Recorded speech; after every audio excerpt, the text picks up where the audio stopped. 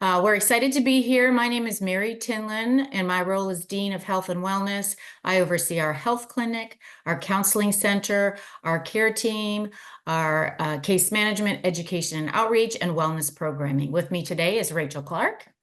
Hey everyone, Rachel Clark, Director of Case Management Outreach and Education.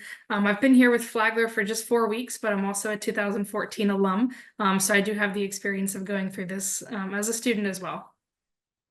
Well, let's jump in to our first topic that I think is a great first starter one, since we're talking about tough conversations, is let's start this tough conversation with communication expectations. What does that mean when you hear that? Explain to our families kind of what that could look like. Well, one of the things I've been advocating for with the families that we've been talking to through the orientation process is don't wait. Start communicating with your student now. There are lots of conversations to be had before you drop your student off for move-in day. So start having those conversations. Talk about things like how often you expect to speak with each other, what format it'll take. Are you going to text? Are you going to FaceTime? How many times a day? Talk about also consideration. I have a sister who's every time she's in the car and she has a while to talk, she wants to call and get on the phone, oblivious to somebody maybe at work or busy. So what we do in our family is, excluding my sister, is we send a text message, free for a call. And that way, the person can respond and say, oh, I'm in class, or no, I'm in the middle of something.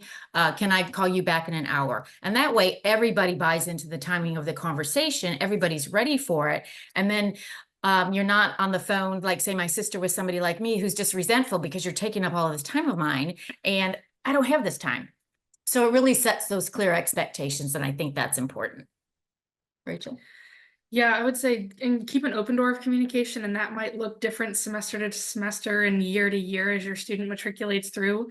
Because your student's schedule will change, their priorities will change, their obligations will change.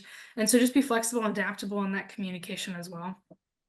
I know one of our orientation leaders, she shares that something she worked out with her mom, especially being an only child, was that they will talk at some point during the day, but it may be at all different times. It's not going to be that same time, but that they set the expectation that I'll reach out to you either text or phone to let you know that I'm okay. But my schedule is going to constantly be changing. So there will be a touch point. It just will be different. Yes. And while we're on the topic of communication, I'm going to bring up a very probably unpopular opinion with parents, and I'm a parent myself, so I get it. But I would recommend really giving consideration to turning off some of those location services, whether it's Life360, whether it's Find My Friend. A parent in the Family Leadership Council did a presentation today and talked about spending the first 2 weeks of her first year student constantly looking at Life360 and monitoring and being anxious and panicking. And I think that just increases the anxiety for the parent. And working with students in my work in the counseling center, it increased the frustration for the students. Trust me, your student will not be unfounded. They will have their friends on Snapchat. They will have their roommates maybe on a location services app. So somebody will know their whereabouts at all times, or you can keep it, but then you want to be careful about how much of that you communicate back to your student, because that does raise frustration levels. Just my suggestion. Yeah, Life360 has been such an interesting topic at our in-person orientations and just in some of our communications over the past few years, since it's gotten so much more popular and well known. And well, I think it's a great tool for the parents of high schoolers, for students learning how to drive. I once texted my daughter and said, whose ever car you're in and they're doing 80 miles an hour, they need to get to the speed limit or you will never get in their car again. So for high schoolers, yes. But now these students are transitioning to college, and it's so important to really elevate them and our belief in them and our ability to believe that they can make good decisions. And part of that is being independent. And this is the first step in creating that independence. So important.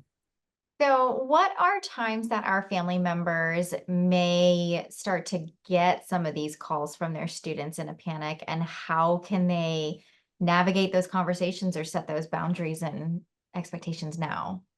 Yeah, I'll take this one. I think those first 6 weeks, your students are adjusting to college for the first time for many of them.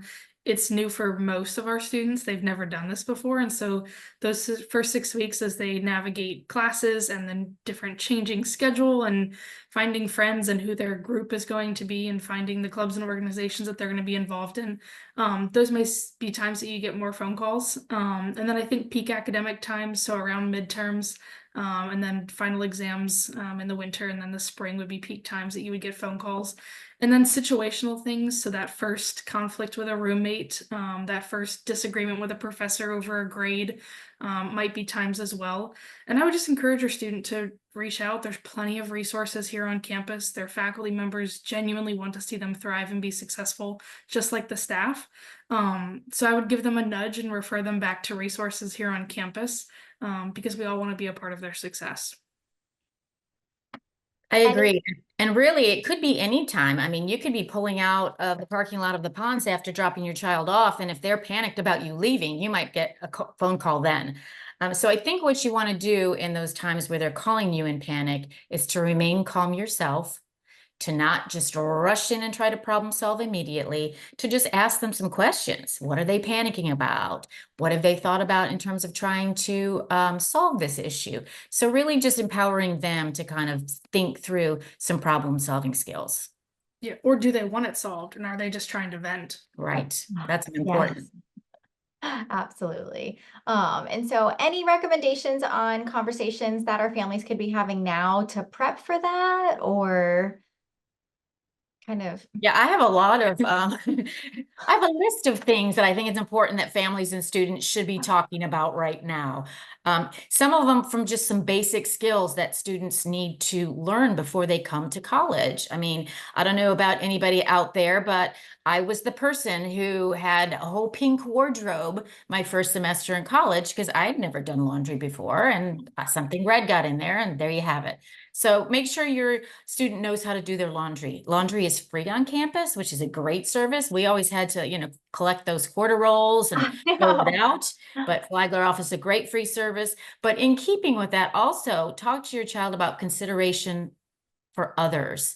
Other students, this is living in community. And so there's great opportunities for you to learn a lot of lessons in community. And one of those is consideration, which is if you move your things from the washer into the dryer, and it says you have 40 minutes, set a timer on your phone for 40 minutes, and then get down there and get your stuff out of the dryer so that other people have access to using that. I think that's important. I think you need to be having conversations with your student about the importance of sleep. Everybody thinks that the college all-nighter is a rite of passage. No, it's a fast highway to poor health. So talk to them about the importance. You're better off to go to sleep and get up earlier in the morning and study or knock out that paper or whatever. Talk to your student about the importance of nutrition, right? Up until this point, for the most part, parents, families have been providing meals, hopefully primarily nutritious. Now the students are carte blanche at the D Hall, right? You can have pizza every day. You can have ice cream every day and soda. So you want to be talking to your student about the importance of nutrition, and sure, they should indulge now and then, but also to be getting the proper nutrients to fuel their brain for their academic success. And we have a nutritionist that's in the dining hall staff. Right. So what a great resource that's right there.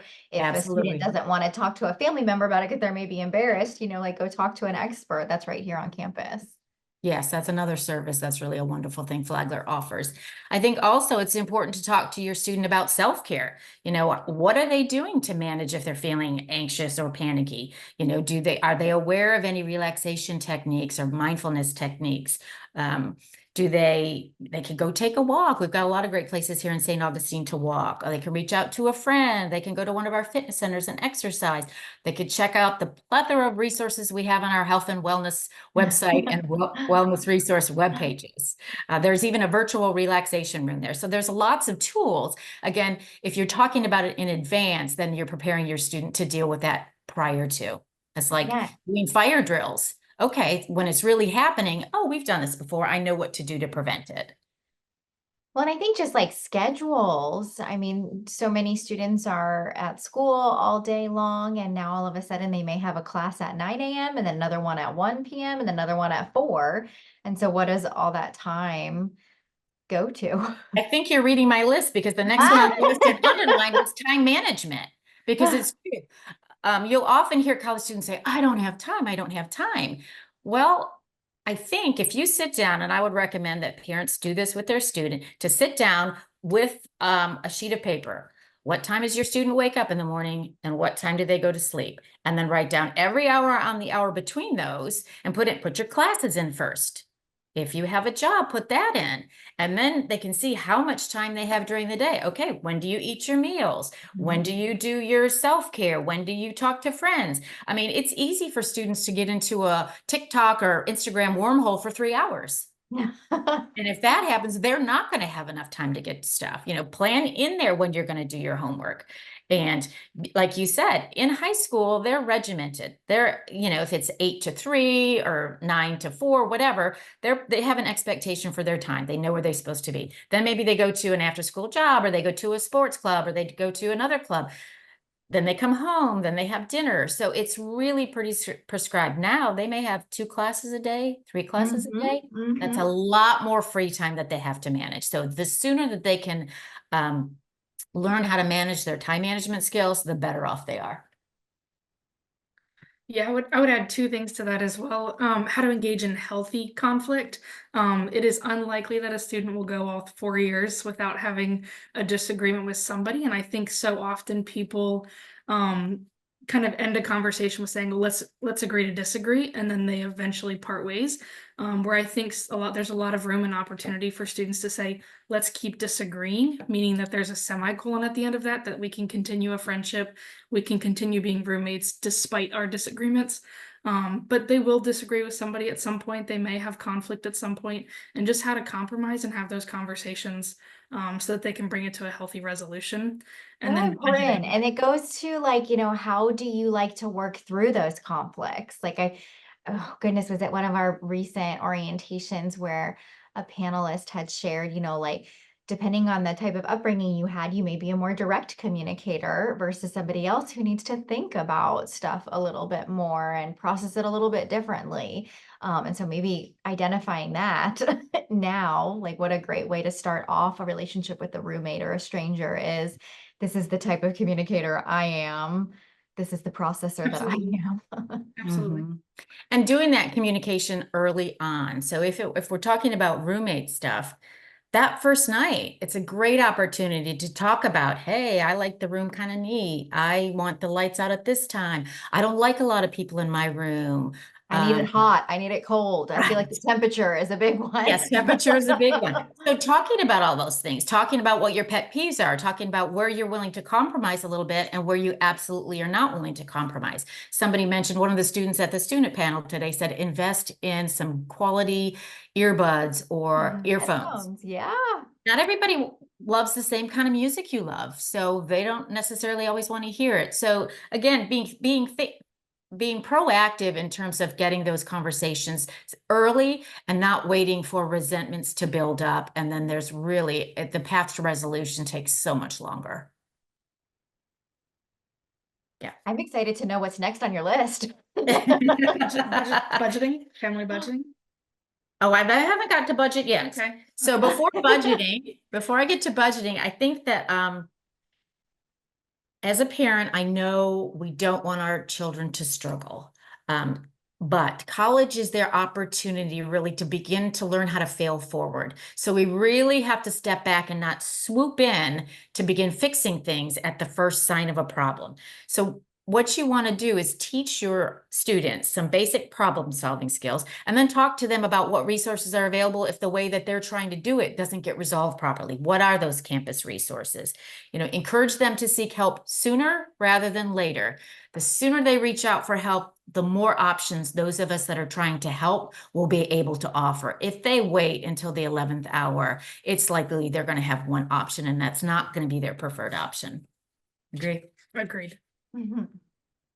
Another thing that might be helpful, and I know this is going to sound like a cheesy therapeutic technique, is we hear a lot about loneliness and isolation. So maybe spend some time with your student role playing, how to meet new people, have some things to talk about, putting yourself in new situations, I remember before my daughter went off to her freshman year, it was always like, oh, mom, that's so awkward. That's awkward. Embrace the awkward. That's how you're going to get through it. And that's going to be the shortest path to getting to the other side of it. We have one of our family leadership council members that talks about, I think her daughter just went up to some table and was like, I don't have anybody to eat with today. Do you mind if I sit here? Like that takes guts. That Mhm. takes, putting yourself out there. But then she said that ended up being one of her closest friends throughout her time here at Flagler. Like I commend somebody Yes, for to, sure. go out of their comfort zone just a little bit and look at how much it really paid off. Right. It's taking those risks for sure. All right, now budgeting. Because this is important. This is important because everybody, I think, typically underestimates that first semester, what the financial costs. And every individual family is going to handle this relative to their family's beliefs, values, and budget. That being said, I think that you need to sit down with your student anytime in the next few days and talk about their budgeting. Get a sheet of paper and say, okay, what do you spend money on now? And they'll talk about maybe their coffees and maybe their entertainment and maybe if they like music, their Spotify, all of those things, and make a list out. But then parents, you have to add the things that you're providing for them now that they're not even factoring into their budget. Things like shampoo and Toilet conditioner, paper. toilet paper, cleaning supplies, Tylenol, so those are all things that are pretty expensive. And they also need to talk to their roommate about how we're going to handle this within the room. You don't want one person always buying the supplies, so talking about how to put together that budget so they have a sense of, okay, here's what we have to spend. And then agreeing upon something that's reasonable and however you're going to dole that out. I mean, if you have a student who's good with budgeting, then maybe you make a one lump transfer into their account, or you Zelle it to them, or you Venmo them, however you work it in your family. But if you've got a student that needs a little bit more direction, then you might be dispersing every 2 weeks or every week, at least to get them up to speed, because you don't want to be getting that call week 2, I'm broke. I can't do anything. I'm starving. But the reality is they have first years will all have meal plans. And our Office of Student Leadership Engagement does so many programming activities for free that there's free events for students to go to. But that being said, if their friend group is going out on St. George Street to get a Ben and Jerry's, you want your student to be included in that as well. But that's part of the budget. Yeah, I mean, sushi, coffee, and Chick-fil-A adds up. Yes, it does. Yes, it does. Absolutely. I think that sometimes there can be pressure too to do everything in that first semester. It's all new, it's all exciting.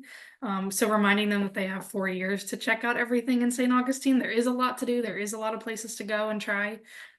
So reminding them that they have 4 years to stretch it out. They don't have to see and do everything in that first semester. And we Yeah. heard a little bit today about working for first year students, particularly first semesters. Some families are like, yes, you need to be earning some money. Some families are like, I don't want you to be working this first semester. So give some consideration to some on-campus work study jobs. Those are 6 hours a week. They can help provide some kind of structure and routine to a student's schedule so that they know. Sometimes, I don't know about y'all, but for me, I find that the more time I have, the more tendency I have to waste time. So if I am on a strict schedule, I just get the next thing done, Yeah. And so a work study position can help with that. Yeah, absolutely. And you're figuring out so much that first semester. It's a nice little entry point to, working more if that's what they need to. And with an on-campus position, you're affiliated with an office on campus, and that's a great way to get some personal mentorship, some guidance, and a bigger global view of campus operations. Yeah, well, and they also know that you're a student first, so there's some grace that Yes, comes with yes, that. yes. Yep. All right. I think that's my list. Parents, if I'm forgetting anything, type it into the chat. Oh my goodness, I know. I feel like we need to do like that YouTube thing where they write those things down on the side of the screen. We need a little family summer chat checklist. Yeah. I feel like this is going to come up. But those are really, really great things. Any other little tidbits or pearls of wisdom that you'd like to share with our family members, especially as they're navigating this?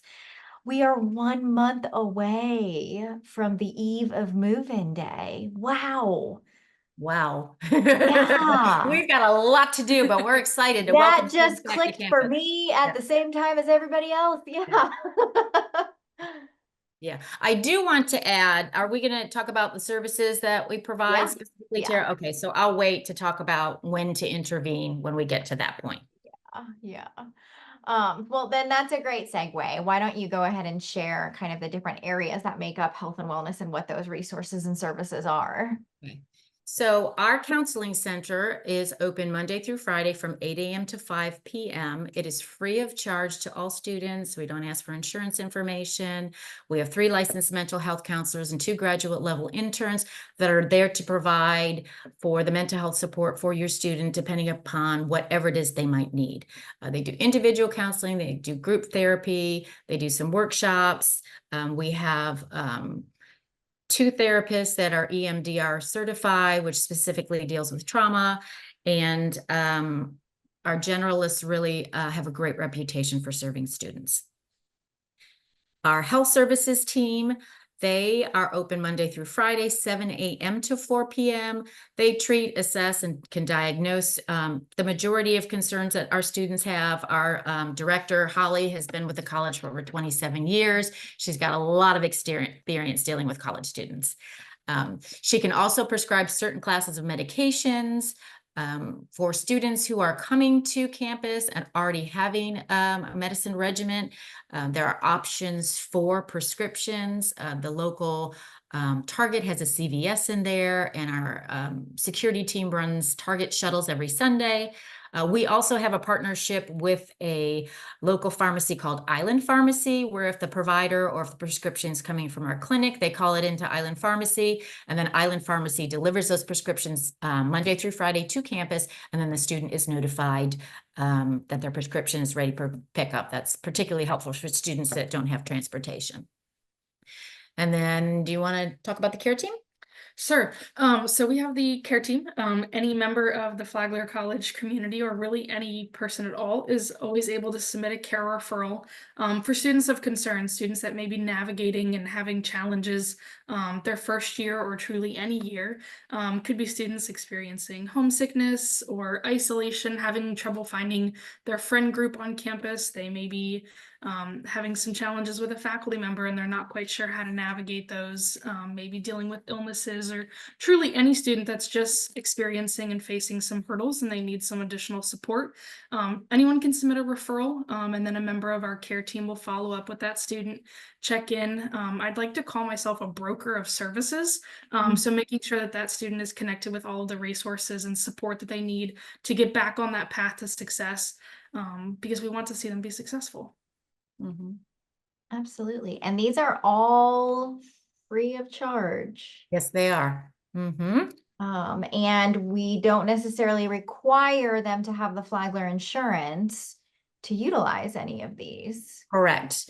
The college does require that all students have health Yeah. insurance. But if you have your own health insurance, you do need to log into the United Healthcare and make sure that you waive that insurance, because that's automatically charged to your bill. And if you have questions about that process, that's managed out of our business office. It's healthinsurance@flagler.edu. You can just email them and they'll get back to you. Yeah. Now, do students have to register ahead of time or anything to utilize your services? No, the health clinic primarily operates as a walk-in clinic. You can make an appointment if you'd like. With regard to counseling services, we do require students to come into the center to fill out our triage form. We do that so if a student is in crisis, we see them immediately. They wait till a counselor is available so we can ensure their safety.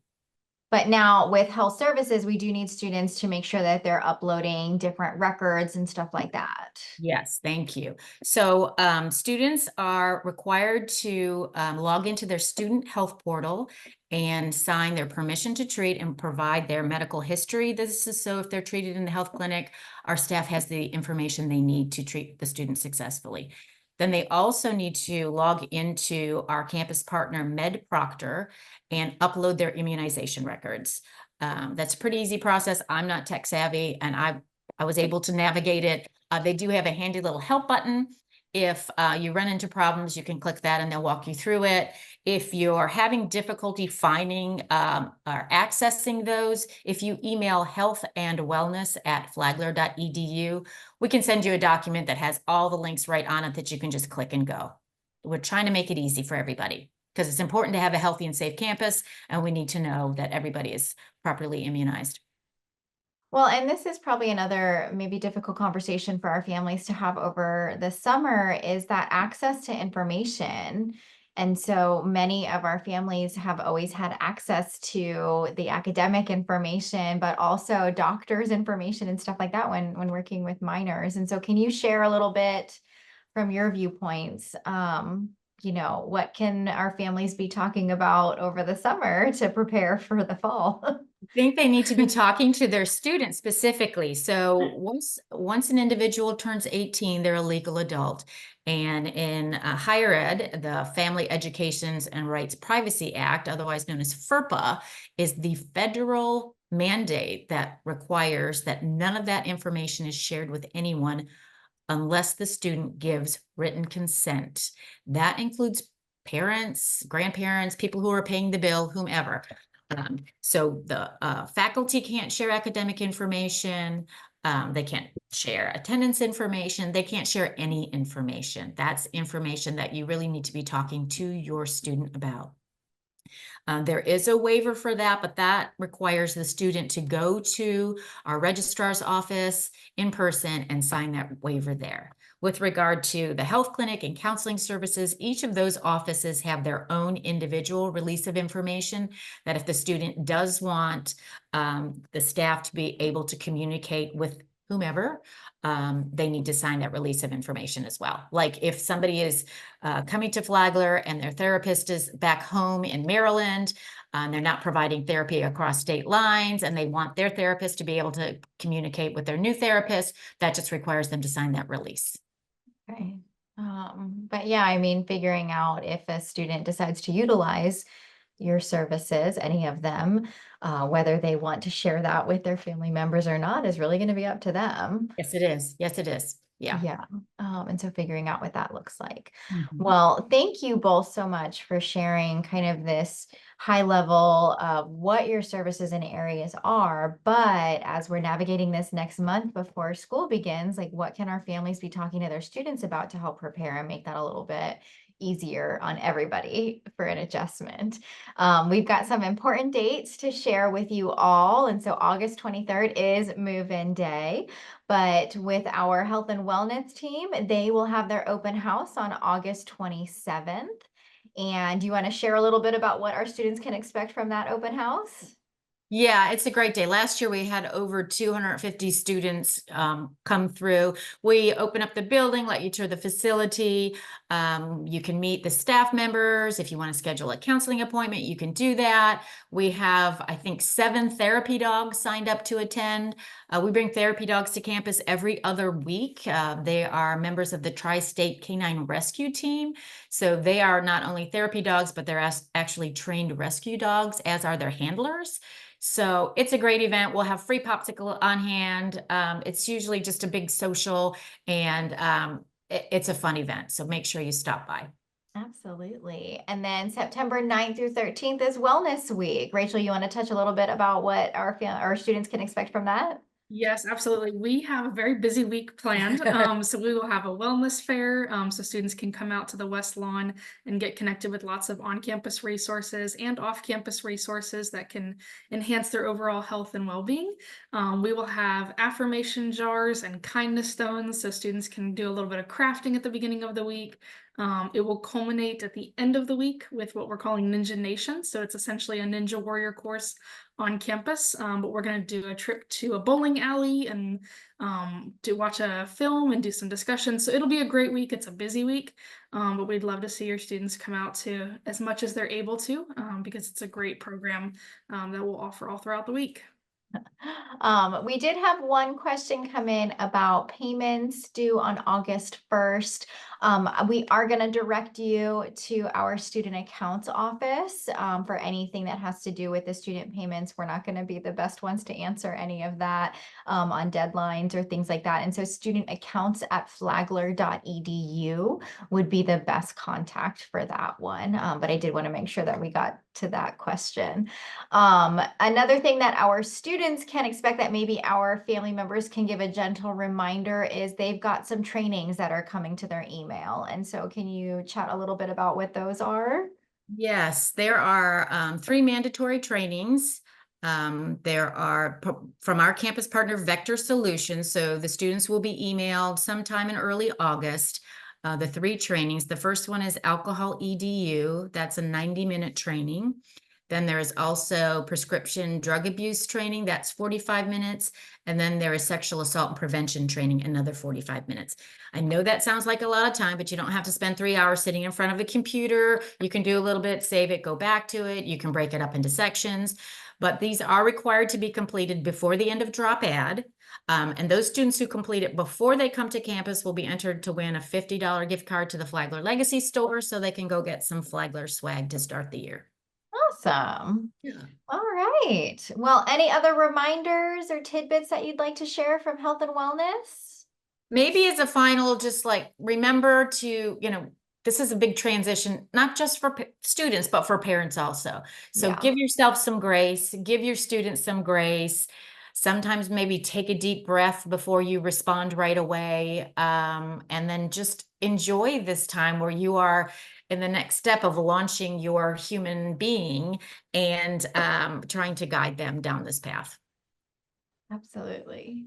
All right. Well, our next webinar is next week, the 31st, and it will be all on move-in day. So we'll be joined by our Residence Life team so that our families and students can kind of get an idea of what's going to happen when they arrive to campus. But encourage your student to please continue checking their Flagler email because they're getting a lot of communication from various offices.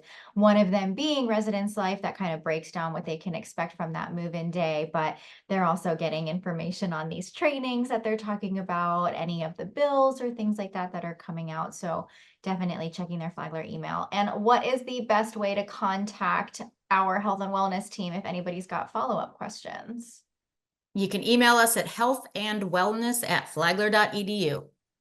All right. Well, again, thank you so much. We hope to see you next week for our webinar on the 31st on Move-In Day. But happy evening, and we'll see y'all later. Thank Bye-bye. you. Bye.